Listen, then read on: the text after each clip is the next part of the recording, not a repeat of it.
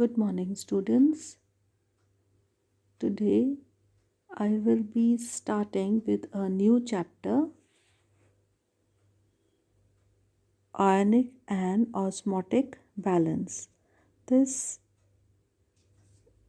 is Unit 2 of General Physiology. The topics that we will be covering in this unit are: first, meaning of osmoregulation and what is meant by osmoconfirming. Second, we will discuss about the osmoregulation in aquatic as well as land or terrestrial environment. Then we will discuss about the kidney function and diversity.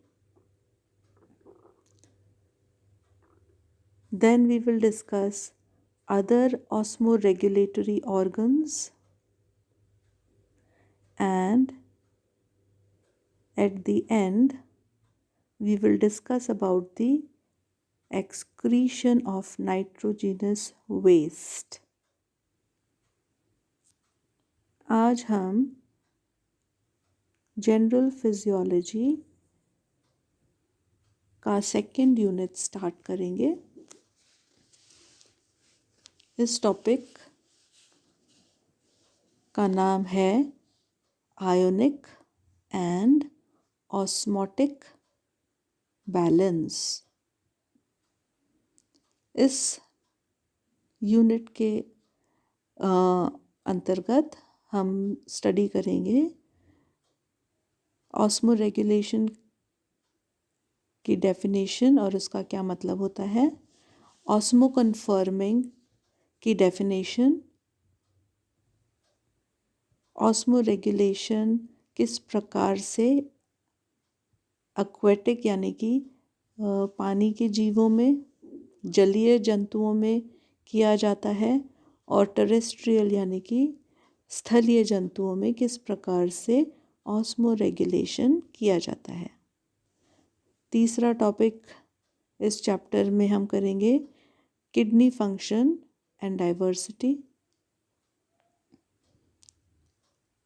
चौथा topic रहेगा other osmo regulatory organ, यानी kidney के अलावा जो जीव हैं उनमें कौन से ऑस्मो रेगुलेटरी अंग पाए जाते हैं. और लास्ट, नाइट्रोजन वेस्ट का उत्सर्जन या excretion. Now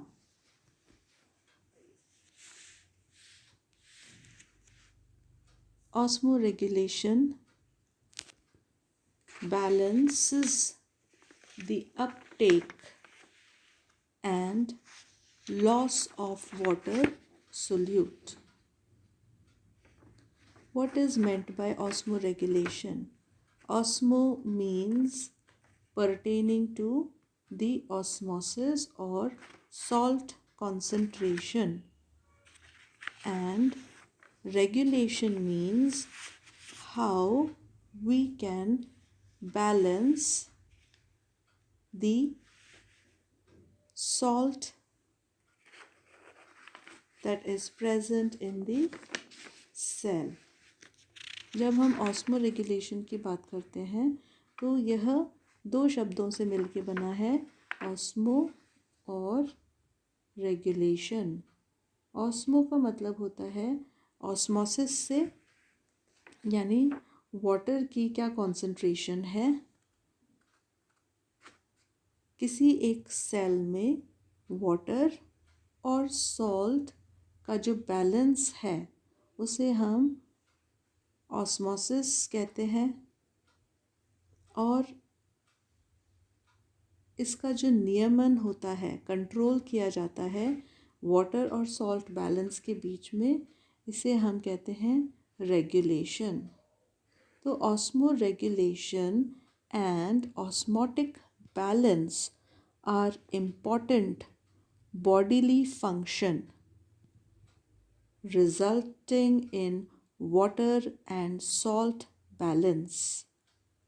This regulation equalizes the number of solute molecule across the semi-permeable membrane by the movement of water to the side of higher salt concentration. हम जानते हैं ऑस्मोसिस वह प्रोसेस है, वह phenomena है जिसमें वाटर के मॉलिक्यूल्स हायर कॉन्सेंट्रेशन से लोअर कॉन्सेंट्रेशन में मूव करते हैं और इनका मूवमेंट एक सेमी परमिएबल अर्ध पारगम्य मेम्ब्रेन या झिल्ली द्वारा होता है. Osmoregulation is based largely on the controlled movement of solute between internal fluids and external environment. यानी शरीर के अंदर सॉल्ट और वाटर की क्या कॉन्सेंट्रेशन है compared to the salt and water concentration of the environment. तो इन एनवायरनमेंट और सेल कोशिका के बीच के अंदर जो सॉल्ट वाटर बैलेंस है उसको हम ऑस्मो रेगुलेशन कहते हैं. और जब हम सॉल्ट वाटर बैलेंस की बात करते हैं तो इसमें हमें दो चीज़ का ध्यान देना होता है. सबसे पहला कि एक्सेस वाटर जो है वो शरीर से बाहर निकाला जाता है. जैसे हम अमीबा वगैरह में देखते हैं, यदि अमीबा फ्रेश वाटर में रहता है तो उनमें कॉन्ट्रैक्टाइल वैक्यूल यानी संकुचनशील धानियों का अपीयरेंस देखा जाता है जिसमें एक्स्ट्रा वाटर जो है वह शरीर के बाहर कॉन्ट्रैक्टाइल वैक्यूल द्वारा निकाला जाता है. ठीक इसी तरीके से यदि अमीबा को हम मरीन एनवायरनमेंट में रख देते हैं तो कॉन्ट्रैक्टाइल वैक्यूल उनमें अनुपस्थित हो जाता है क्योंकि अब शरीर के अंदर एक्स्ट्रा वाटर प्रवेश नहीं करता और उस एक्स्ट्रा वाटर को बाहर निकालने की आवश्यकता नहीं होती. तो यह जो बैलेंस है यह बैलेंस ऑस्मो रेगुलेशन कहलाता है. ठीक इसी तरीके से शरीर के अंदर बनने वाले जो मेटाबॉलिक बाई प्रोडक्ट हैं जिसमें अमोनिया या नाइट्रोजनस वेस्ट प्रोडक्ट पानी में रहने वाले जीवों में अमोनिया बनता है. ऐसे जीव जहाँ पर पानी की कमी होती है ऐसे एनिमल्स के अंदर अमोनिया यानी नाइट्रोजनस वेस्ट का जो एक्सक्रीशन है वह यूरिक एसिड के रूप में होता है. और ऐसे जीव जहाँ पर वाटर ऑप्टिमम अवेलेबल होता है ऐसे ऑर्गेनिज्म के अंदर उत्सर्जन नाइट्रोजन वेस्ट का उत्सर्जन यूरिया के रूप में होता है. तो डिपेंडिंग अपॉन किस प्रकार का नाइट्रोजनस वेस्ट एक्सक्रीशन द्वारा किस रूप में शरीर के बाहर निकाला जाता है एनिमल्स को हम अमोनोटेलिक, यूरिकोटेलिक और यूरियोटेलिक कहते हैं. अगर हम अब ऑस्मोसिस की डेफिनेशन देखें और ऑस्मोलैरिटी के बारे में बात करें तो cells require a balance between the uptake and loss of water. Osmolarity means the solute concentration of the solution. Solution का मतलब होता है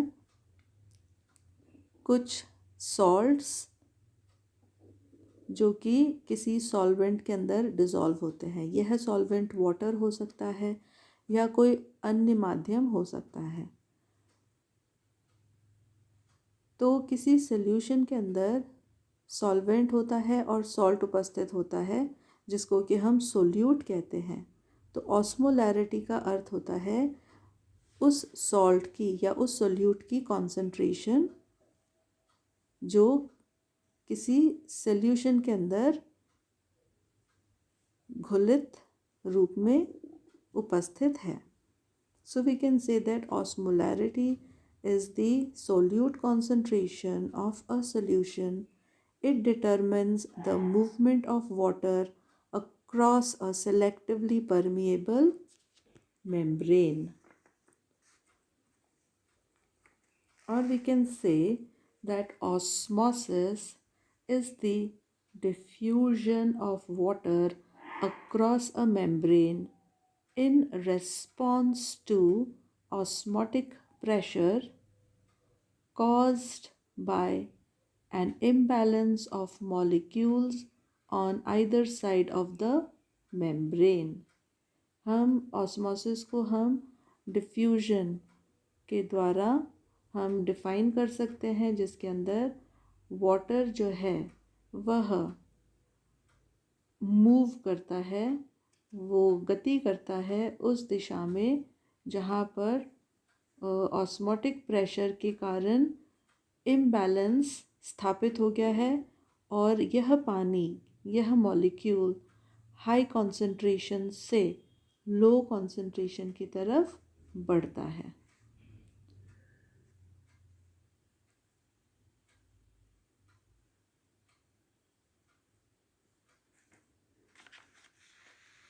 If two solutions are isoosmotic, the movement of water is equal in both the direction. यदि किसी कोशिका के अंदर पाए जाने वाला सॉल्ट वाटर बैलेंस जिस एनवायरनमेंट में वह कोशिका है उसके सॉल्ट वाटर बैलेंस के इक्वल है, तो वाटर का जो मूवमेंट है वह दोनों माध्यम में इक्वल होता है। If two solutions differ in osmolarity, the net flow of water is from hypoosmotic to the hyperosmotic solution. यदि दो सॉल्यूशंस जिनके अंदर ऑस्मोलैरिटी के अंदर यानी सॉल्ट के कॉन्सेंट्रेशन के अंदर डिफरेंसेस होता है, तो ऐसी स्थिति में पानी हाइपोऑस्मोटिक सॉल्यूशन से हाइपर ऑस्मोटिक सॉल्यूशन की तरफ जाता है। इसका मतलब यह है हाइपोऑस्मोटिक सॉल्यूशन के अंदर सॉल्ट की कॉन्सेंट्रेशन कम है यानी पानी की कॉन्सेंट्रेशन ज़्यादा, और हाइपर ऑस्मोटिक सॉल्यूशन के अंदर सॉल्ट की कॉन्सेंट्रेशन ज़्यादा है और पानी की कॉन्सेंट्रेशन कम है। तो हम जानते हैं ऑस्मोसिस के अंदर वाटर के मूवमेंट के बारे में हम बात करते हैं, तो ऐसी स्थिति में water molecules will move from hypoosmotic solution to hyperosmotic solution. ये एक डायग्राम द्वारा हाइपोऑस्मोटिक और हाइपर ऑस्मोटिक सॉल्यूशन के बारे में एक्सप्लेन किया है और वाटर कहाँ पर मूव करता है उसके बारे में बताया है। तो water will move from a hypoosmotic solution to a hyperosmotic solution. Now, what is the need for osmoregulation? Osmoregulation की क्या आवश्यकता है? Biological system constantly interacts and exchange water and nutrient with the environment by way of consumption of food and water and through the excretion in form of sweat, urine or feces. हम जानते हैं कि जो जैविक तंत्र है, system है, उसमें लगातार हम जो पोषण है उसे हम पर्यावरण से प्राप्त करते हैं, यानी न्यूट्रिशन हम प्राप्त करते हैं। जब हम फूड को कंज्यूम करते हैं, हम लगातार पानी जो है उसको प्राप्त करते हैं और इस तरीके से हम एनवायरनमेंट के साथ इंटरेक्ट करते हैं। कैसे? By exchange of water and nutrients. हम जो भी पानी, भोजन हम पर्यावरण से प्राप्त करते हैं वो हम वापस पर्यावरण में हम रिलीज़ करते हैं, जैसे हम पसीने के द्वारा या मल और मूत्र के द्वारा हम ये लगातार एक्सचेंज की जो प्रक्रिया है वो चलती है। तो हम ये कह सकते हैं कि biological system constantly interact and exchange water and nutrient with the environment by way of consumption of food and water and through excretion in form of sweat, urine and feces. Without a mechanism to regulate osmotic pressure, or when a disease damages this mechanism, there is a tendency to accumulate toxic waste and water which can have a serious consequence.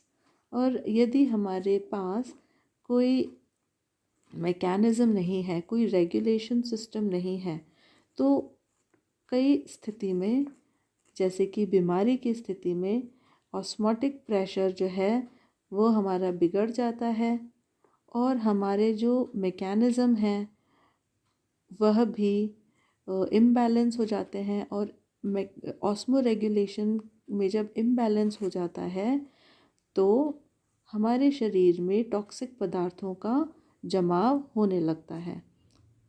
ऐसी स्थिति में the toxic waste and water accumulates in the body or in the system, which can lead to serious consequences. Mammalian systems have evolved to regulate not only the overall osmotic pressure across the membrane but also specific concentration of important electrolyte. The three major fluid compartments in mammalian system are blood plasma, extracellular fluid and intracellular fluid. Mammalian system में ये जो regulation है osmosis का, ये बहुत ही